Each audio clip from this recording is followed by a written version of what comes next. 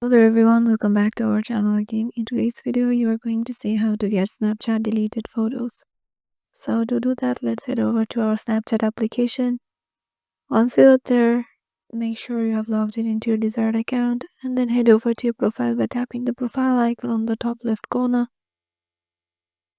and then tap on the gear icon on the top right and scroll down to the end, and here you will find the option of my data just on right above logout in the accounts action section.